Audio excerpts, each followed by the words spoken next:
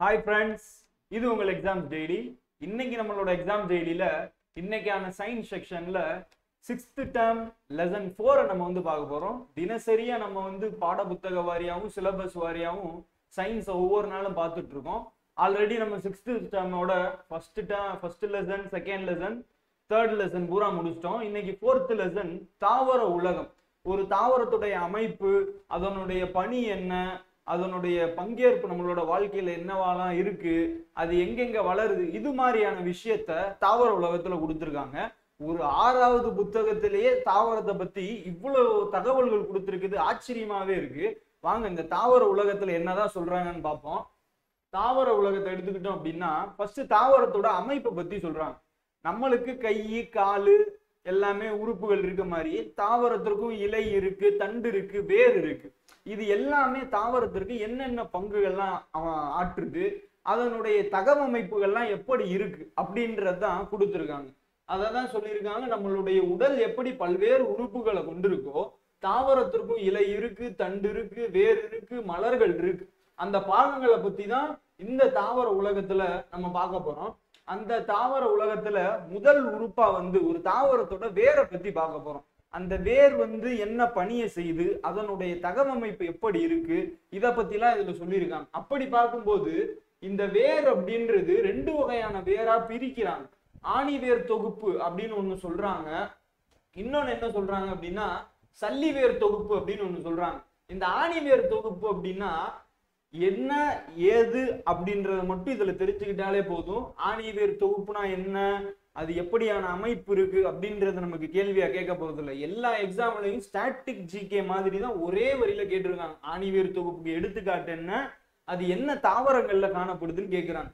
ஆணிவேர் தொகுப்பு அப்படின்றது இருவித்தலை தாவரங்கள் தான் மேக்சிமம் காணப்படுது. அதற்கான எடுத்துக்காட்டு தான் அவரை, மா, வேம்பு மாதிரியான தாவரங்கள் எல்லாமே.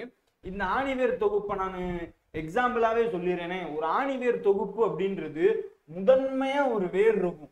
அந்த வேர்ல இருந்து இன்னொரு வேர் ஒண்ணு வரும், அதுல இருந்து 3ஆம் நிலை வேர் ஒண்ணு வரும். அதுதான் ஆணிவேர் தொகுப்பு அப்படின்னு சொல்றாங்க. இந்த ஆணிவேர் தொகுப்பு என்ன தாவரங்கள்ல காணப்படும் அப்படின்னா இருவித்தலை தாவரங்கள்ல காணப்படுது. நீங்க எப்படி ஞாபகம் வச்சுக்கலாம்னா, ஆணி எத்தனை எழுத்து, 2 எழுத்து. எந்த தாவரத்துல இருக்கும் அப்படின்னா இருவித்தலை தாவரத்துல இருக்கும். சல்லிவேர் தொகுப்பு அப்படின்னா சல்லிப்பைய கூட யாருமே ஒருத்தனும் சுத்த மாட்டான் அப்படின்னு நான் வச்சுக்கோங்க. சல்லிவேர் தொகுப்பு எதுல காணப்படும், ஒரு வித்தலை தாவரத்துல காணப்படும். அதற்கான எடுத்துக்காட்டு நெல்லு, புல்லு, மக்காச்சோளம், இது மாதிரிலாம். சல்லிவேர் தொகுப்புக்கு உங்களுக்கு புரியுற மாதிரின்னா இந்த படத்தை பாருங்களேன். இதுல இருந்து நீ முதன்மை வேற பிரிக்க முடியாது, 2ஆம் நிலை வேறு, 3ஆம் நிலை வேறுன்னு பிரிக்க முடியாது. எல்லாமே பிணைந்து ஒரு மாதிரி கொச்சையா அந்த வேர்கள் இருக்கிறதா சல்லிவேர் தொகுப்பு அப்படின்னு சொல்றாங்க. இந்த வேர்களுடைய பணிகள் என்ன அப்படின்னா, ஒரு தாவரத்தை மண்ணுக்குள்ள நிலை நிறுத்துறதே இந்த வேர் தான்.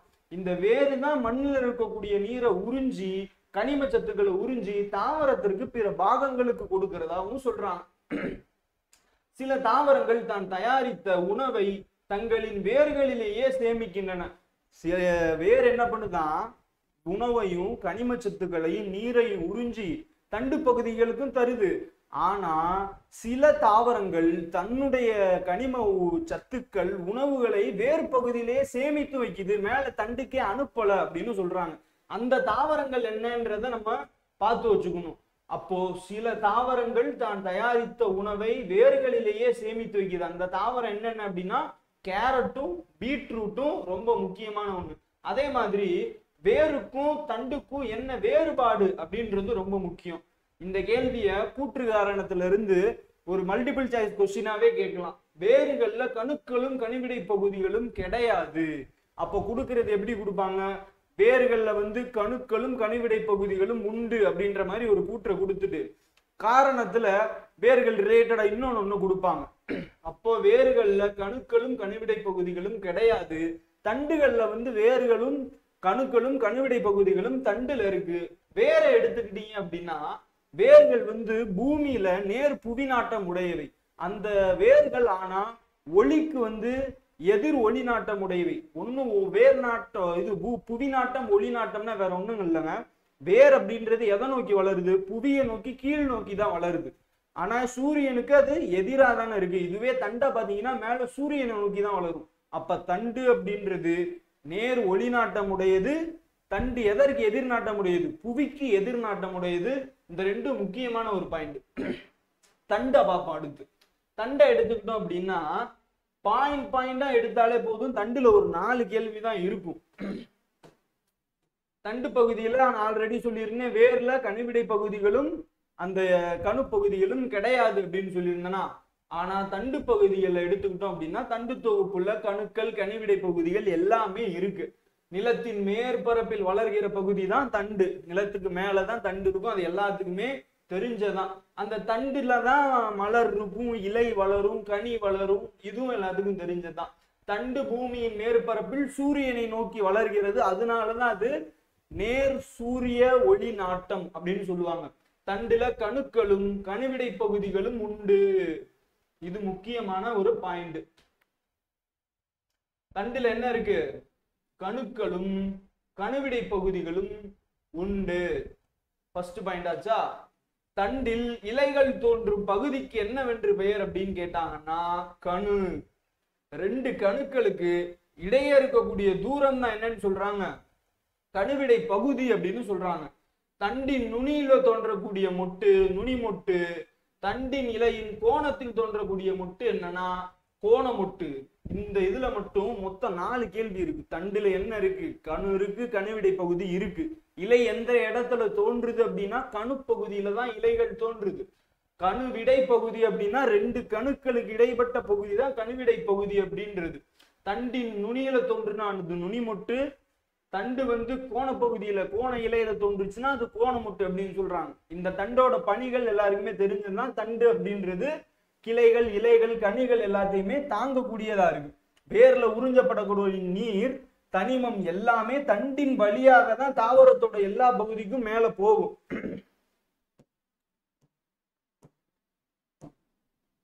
அதே மாதிரி சில தாவரங்கள் தண்டு பகுதியில உணவை சேமித்து வைக்கிறது. இந்த 2 சொல்லியிருந்தேன்.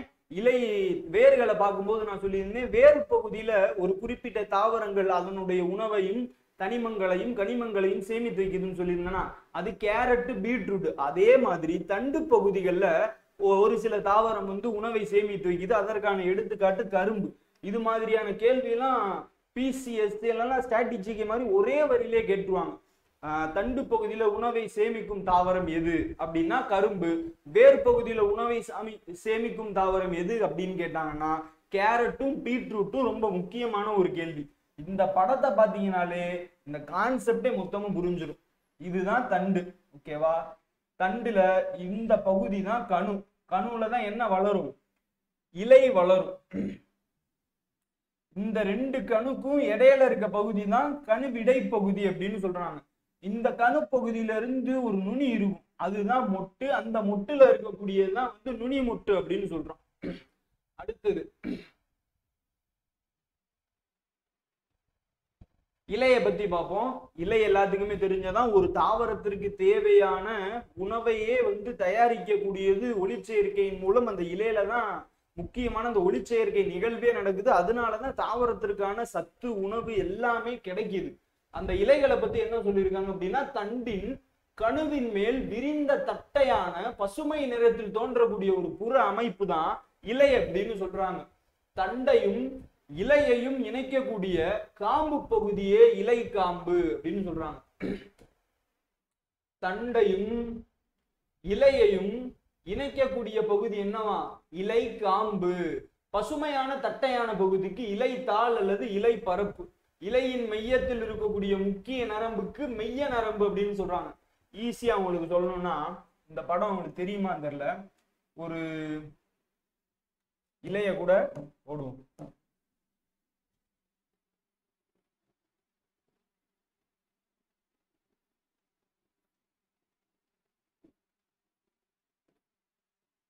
இப்படி ஒரு இலை இருக்குன்னு வச்சுக்கோங்களேன். அதுல தண்டையும் இலையும் இணைக்கக்கூடிய காம்பு பகுதி தான் என்னன்றான்? இலை காம்புன்றாங்க. இப்படிதான் ஒரு தாவரத்தோட தண்டு இருக்குமா, அதுல இருந்துதான் இலை வரும். இந்த தண்டை இலையை இணைக்கக்கூடிய இந்த பகுதி தான் என்னது? இலை காம்பு அப்படின்னு சொல்றாங்க. அடுத்தது என்ன சொல்றாங்க? பசுமையான தட்டையான பகுதிக்கு இலை தாள் அல்லது இலை பரப்பு அப்படின்றாங்க. இதுதான் என்னது? பசுமையான தட்டையான பகுதி. இந்த பகுதி தான் இலைத்தாள் அல்லது இலைப்பட்டை அப்படின்னு சொல்றோம். அடுத்தது என்ன சொல்றாங்க, இலையின் மையத்தில் இருக்கக்கூடிய முக்கிய நரம்பு மெய்ய நரம்பு. இதுதான் மெய்ய நரம்பு அப்படின்னு சொல்லுவாங்க. அடுத்த வரியில் என்ன சொல்றாங்கன்னு பார்ப்போம். அந்த மெய்ய நரம்பிலிருந்து பிரியக்கூடியதான் கிளை நரம்பு. இந்த இலைகள்ல பாத்தீங்கன்னா இப்படி ஒரு நரம்பு போகும், அதுதான் கிளை நரம்பு அப்படின்னு சொல்லுவாங்க. இலையின் பகுதி இலையடி பகுதி என்று அழைக்கப்படுகிறது. இந்த நரம்புகள் எல்லாம் இணைக்கக்கூடிய அடிப்பகுதி தான் இலையடி பகுதி அப்படின்னு சொல்றாங்க. இன்னொன்னு ரொம்ப முக்கியமானது, இலையடி பகுதியில 2 சிறிய பக்கவாட்டு வளரிகள் உள்ளது. இதற்கு இலையடி செதில்கள் என்று பெயரும் அழைக்கப்படுகிறது. அப்ப என்ன கேட்பாங்க, இலையடி செதில்கள்னு எது அழைக்கப்படுது அப்படின்னு கேட்பாங்க. 2 சிறிய பக்கவாட்டு வளரிகள் தான் இலையடி செதில்கள் என்று அழைக்கப்படுகிறது. இலைகள் பசுமை நிறத்துல இருக்கும், அதுக்கு காரணம் அதுல இருக்கக்கூடிய பச்சையம், இதெல்லாம் எல்லாருக்குமே தெரிஞ்சதான். இன்னொரு முக்கியமானது, இந்த உலக அளவிலேயே உலகத்திலேயே எடுத்துக்கிட்டோம் அப்படின்னா எந்த ஒரு தாவரத்தோட இலையின் விட்டம் ரொம்ப அதிகமா இருக்குமா, விக்டோரியா அமசோனிகா அப்படின்னு ஒரு தாவரத்தை சொல்றாங்க. அந்த தாவரத்துடைய இலையுடைய விட்டம் பாத்தீங்கன்னா 3 மீட்டர் விட்டம் வரைக்கும் இருக்குமா. அதுல கிட்டத்தட்ட 45 கிலோகிராம் எடை வரைக்கும் தாங்கும் அப்படின்னு அந்த தாவரத்துடைய இலையை சொல்றாங்க. அந்த தாவரத்துடைய பெயர் என்ன அப்படின்னா விக்டோரியா அமசோனிகா அப்படின்றது. அடுத்ததை பார்க்கலாமா.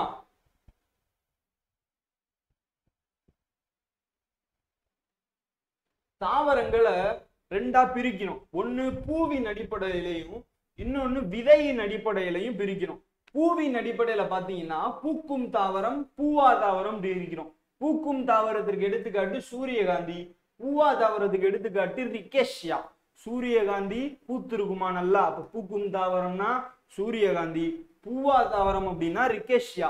விதையின் அடிப்படையில மூடிய விதை தாவரம் திறந்த விதை தாவரம்னு பிரிக்கிறோம். இதுல மூடிய விதை தாவரத்திற்கு எடுத்துக்காட்டா என்ன சொல்றாங்க அப்படின்னா, மூடிய விதை தாவரத்திற்கு எடுத்துக்காட்டா ஆஞ்சியோஸ்போம் வகைகளையும் திறந்த விதை தாவரத்திற்கு எடுத்துக்காட்டா ஜிம்னோஸ்போம் வகைகளையும் சொல்றாங்க. மூடிய விதை தாவரத்திற்கு எடுத்துக்காட்டா என்ன சொல்றான், ஆஞ்சியோஸ்போமையும், திறந்த விதை தாவரத்திற்கு எடுத்துக்காட்டா ஜிம்னோஸ்போமையும் சொல்றாங்க. தாவரங்கள் பூவின் அடிப்படையிலையும் விதையின் அடிப்படையிலையும் பிரியுது.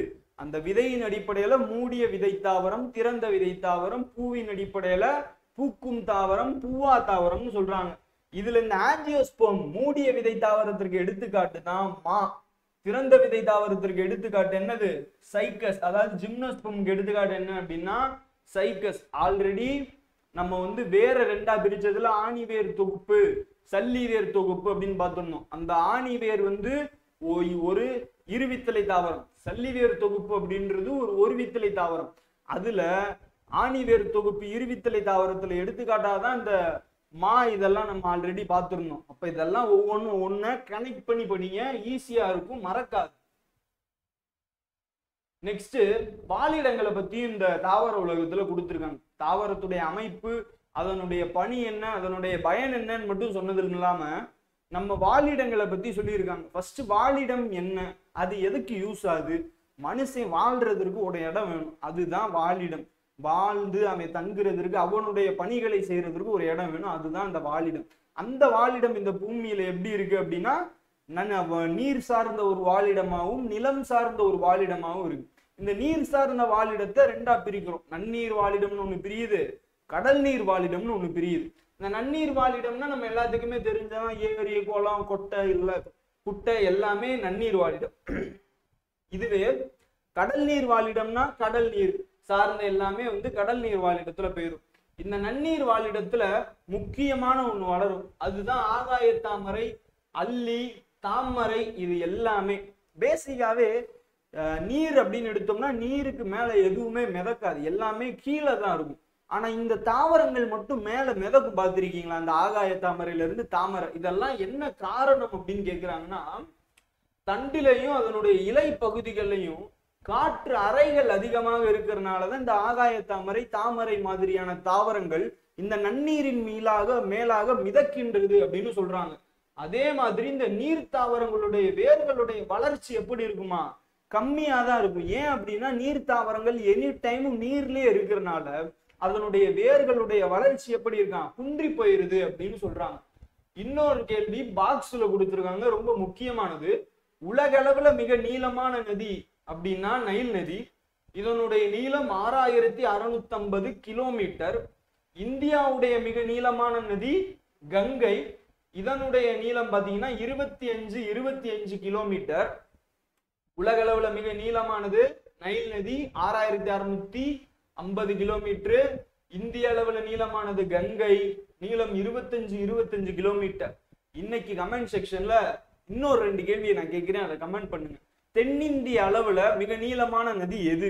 தமிழக அளவுல மிக நீளமான நதி எது? அதை கமெண்ட் பண்ணுங்க. கடல் நீர் வாழிடம் கொடுத்துருக்காங்க. கடல் நீர் வாழிடம்னா கடல் நீர்ல வாழக்கூடிய தாவரங்கள், உயிரினங்களை பத்தி சொல்றதுதான் இந்த கடல் நீர் வாழிடம். அததான் சொல்லியிருக்காங்க. இந்த உலகத்துல நடக்கக்கூடிய ஒளிச்சேர்க்கையில 40% ஒளிச்சேர்க்கை எந்த தாவரங்கள் மூலமா நடக்குதான்? கடல் நீர்ல இருக்கக்கூடிய கடல் பாசி, கடல் புறாக்கள், நில ஈர தாவரம், புற்கள், தாவர மிதவைகளால் நடக்கிறதா சொல்லியிருக்காங்க. அடுத்தது ஆல்ரெடி நம்ம பார்த்ததான் பாக்ஸ்ல கொடுத்திருந்தது. தாமரையின் இலைக்காம்பில் இருக்கக்கூடிய காற்று இடைவெளிகள், அதாவது அந்த காற்று அறைகள்லாம் தாமரை, ஆகாய தாமரை மற்றும் அல்லி இது மாதிரியான தாவரங்கள் நீரின் மேல மிதக்கிறதுக்கு ரொம்ப ஹெல்ப்ஃபுல்லா இருக்கு. அடுத்த கேள்வியை பார்ப்போம். நம்ம ஆல்ரெடி சொல்லியிருந்தோம் வாழிடங்கள் அப்படின்றது நீர் வாழிடமாகவும் நில வாழிடமாகவும் பிரியுது அப்படின்னு சொல்லியிருந்தோம். நீர் வாழிடத்துக்கு எடுத்துக்காட்டு தான் நன்னீர் வாழிடமும் கடல் நீர் வாழிடமும் பார்த்தோம். நில வாழிடங்கள்னு எடுத்துக்கிட்டோம்னா இந்த நில வாழிடம் அப்படின்றது 3ஆ பிரியும். காடுகள், புல்வெளிகள், பாலைவனங்கள் அப்படின்னு இந்த நில வாழிடத்தை பிரிக்கிறாங்க. காடுகள் நம்ம எல்லாமே தெரிஞ்சதுதான். காடுகள் இருக்கும், மரங்கள் இருக்கும், செடி கொடிகள் எல்லாமே இருக்கிறதா அந்த காடு வாழிடம். உலகத்துல 28% இந்த நில வாழிடம் தான் காணப்படுது அப்படின்னு சொல்றாங்க. ரொம்ப முக்கியமான ஒண்ணு. இந்த நில வாழிடத்துல காடுகளுக்கு அடுத்து புல்வெளிகள் எல்லாருக்குமே தெரிஞ்சதுதான். பாலைவனங்கள், இந்த பாலைவனங்கள் மொத்தமா 4 வகையான பாலைவனங்கள் இருக்கிறதாவும் சொல்றாங்க. அந்த பாலைவனங்கள் தான் வெப்ப வறட்சி பாலைவனம், மிதவெப்ப பாலைவனம், கடல் சார்ந்த பாலைவனம், குளிர் பாலைவனம் அப்படின்னு சொல்றாங்க. இந்த பாலைவனத்துல மிகவும் வெப்பமான பாலைவனம் உலக அளவுல எது? மிகவும் குளிர் பாலைவனம் எது உலக அளவுல? ரெண்டையுமே கமெண்ட் பாக்ஸ்ல கமெண்ட் பண்ணுங்க. அக்டோபர் மாசம் திங்கட்கிழமை உலக வாழிட நாளாக அனுசரிக்கப்படுகிறது. ரொம்ப முக்கியமான கேள்வி. ஏன்னா இப்ப எல்லா விதமான காம்படிட்டிவ் எக்ஸாம்லயும் ஒரு மாசத்துல இருக்கக்கூடிய ஏதோ ஒரு இம்பார்ட்டன்டான ஒரு ஈவெண்ட்டையே கேள்வியா கேட்பாங்க. அது SIPC எக்ஸாம்ல அதிகமாவே கேட்பாங்க. அக்டோபர் மாசம் திங்கட்கிழமை உலக வாழிட நாளாக அனுசரிக்கப்படுகிறது. இன்னொரு நிலவகை தாவரத்தை பத்தி ஒண்ணு கொடுத்திருக்காங்க. 470 மில்லியன் ஆண்டுகளுக்கு முன் உருவான நிலவாழ் தாவரத்தோட பேர் என்ன அப்படின்னா மாஸ்கல் லிவர்ட்ஸ்கள் அப்படின்றாங்க. தென் அமெரிக்கால இருக்கக்கூடிய அமேசான் மலைக்காடுகள் உலகத்துக்கு தேவையான ஆக்சிஜன் தேவையில பாதியை கொடுக்கிறது அப்படின்னு சொல்றாங்க. இதனாலதான் அந்த அமேசான் காடுகளுக்கு என்ன பெயரா? உலகின் நுரையீரல் என்றும் இந்த அமேசான் காடுகள் அழைக்கப்படுது. இந்த அமேசான் காடு எங்க இருக்கு அப்படின்னா தென் அமெரிக்க கண்டத்துல காணப்படுது. மணல் குன்றுகளாலான இந்தியாவுடைய மிகப்பெரிய பாலைவனம் தார் பாலைவனம். இந்த தார் பாலைவனம் எங்க இருக்குன்னு எல்லாத்துக்குமே தெரிஞ்சதுதான். ராஜஸ்தான்ல இந்தியாவுடைய வடமேற்கு இந்திய பகுதிகள்லயும் இருக்கு. அதே மாதிரி இந்த பாலைவனத்துடைய பரப்பு கிழக்கு பாகிஸ்தான்ல பஞ்சாப் மற்றும் சிந்து அந்த மாகாணங்கள்லயுமே இந்த தார் பாலைவனம் கொஞ்சம் அதனுடைய பரப்பை கொண்டிருக்கிறதா பாக்ஸ் கேள்வியில சொல்றாங்க. பாக்ஸ் கேள்வி ரொம்ப முக்கியமானது.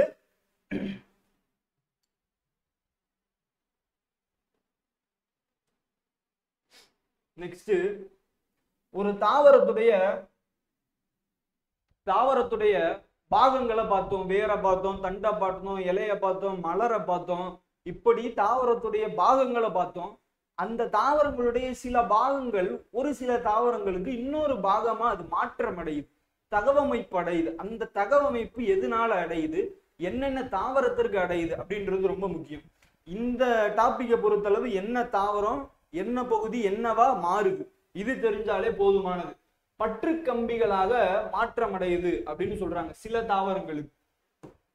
அது என்னென்ன தாவரத்திற்கெல்லாம் பற்று கம்பியா மாற்றம் அடைகிறது அப்படின்னா பாகக்காய்க்கும் பட்டாணிக்கும் அதனுடைய இலைகள், அந்த தாவரங்களுடைய இலைகள் என்னவா மாறுது, பற்று கம்பிகளா மாறுது அப்படின்றாங்க. இனிப்பு பட்டாணி அப்படின்னு சொல்றாங்க. அதனுடைய இன்னொரு பேர் தான் லத்திரஸ். அதனுடைய சிற்றிலைகள் பற்று கம்பிகளாக மாற்றமடையுது. அது மாதிரி நம்மளோட பாவக்காய்கள், அந்த பாவக்காவுடைய கோணமுட்டு பற்று கம்பி என்னவா மாறுது? அதுவும் அதாவது பாவக்காவுடைய நுனி சிற்றிலைகள் கோணமுட்டு பற்று கம்பிகளாக மாற்றமடைகிறது. அப்ப பற்று கம்பியா எந்த தாவரத்துடைய இலை மாற்றம் அடையுதுன்னா பாவக்காவுக்கும் பட்டாணிக்கும் மாற்றம் அடையுது. அதே மாதிரி இன்னொரு தாவரத்திற்கு பின்னு கொடியலாக அதனுடைய இலைகள் மாற்றம் அடையுது. அது என்ன தாவரத்துக்கு அப்படின்னா சங்குப்பூக்கும் மல்லிகைக்கும். நீங்க என்னென்ன பாக மாற்றம் அடையுது, அது எப்படி மாற்றம் அடையுது, இதெல்லாம் விவரிப்பா அப்படின்னு எந்த காம்படிட்டிவ் எக்ஸாம்லயும் கேட்க போறது கிடையாது. என்ன தாவரம், அதனுடைய என்ன பகுதி தகவமைப்பு அடைஞ்சிருக்கு, என்ன தாவரம் அடைஞ்சிருக்கு, இது தெரிஞ்சாலே போதும். முட்களாக மாற்றம் அடைந்திருக்கு. இது ரொம்ப ஈஸி, எல்லாருக்குமே மேக்சிமம் தெரிஞ்சிருக்கும். பாலைவன பகுதிகளில் காணப்படக்கூடிய சப்பாத்தி கல்லி, அக்கேஷியா இது மாதிரியான தாவரங்களுடைய இலைகள் என்ன பண்ணும் அப்படின்னா முட்களாக மாற்றம் அடையும். இது ஏன் முட்களா மாற்றமடையும் அப்படின்னா அங்க பாலைவனத்தில் அடிக்கக்கூடிய வெயில்ல அந்த தாவரங்களுடைய நீர் இழப்பு அதிகமா இருக்கிறது தடுக்கிறதுக்கு அந்த இலைகள் முட்களாக மாற்றம் அடையும். அது எதுக்கெல்லாம் நடக்குதுன்னா அக்கேவ் என்று சொல்லப்படும் ரயில் கற்றாழை, சப்பாத்தி கல்லி மற்றும் காகிதப்பூ. இந்த காகிதப்பூக்கு இன்னொரு பேர் என்ன இருக்கு? போகன் வில்யா அப்படின்ற ஒரு பேரும் இருக்கு. இந்த தாவரங்களுக்கெல்லாம் இலைகள் என்னவா மாற்றம் அடையுது? முட்களா மாற்றம் அடையுது. எதுக்காக மாற்றம் அடையுது அப்படின்னா அதனுடைய நீர் இழப்பை தடுப்பதற்காக. இதெல்லாம் தெரிஞ்சு வச்சுக்கோங்க, முக்கியமானது. இன்னொன்னு பாக்ஸ்ல கொடுத்துருக்காங்க, இது ஸ்டாட்டிக் ஜிகே மாதிரி ஒரே வரியிலே கேட்கலாம். வளரும் பருவநிலையில அதிவேகமாக வளரக்கூடிய தாவரம் எது அப்படின்னா அதுதான் மூங்கில். வளரும் பருவநிலையில அதிவேகமாக வளரக்கூடிய தாவரம் எது அப்படின்னா அது மூங்கில். இந்த மூங்கிலுக்கு இன்னொரு சிறப்பும் இருக்கு, 24 மணி நேரமும் சுவாசம் செய்யக்கூடிய தாவரங்கள் சில இருக்கு. துளசி, மூங்கில், அரச மரம் இது எல்லாமே 24 மணி நேரம் சுவாசம் செய்யக்கூடிய தாவரங்கள்.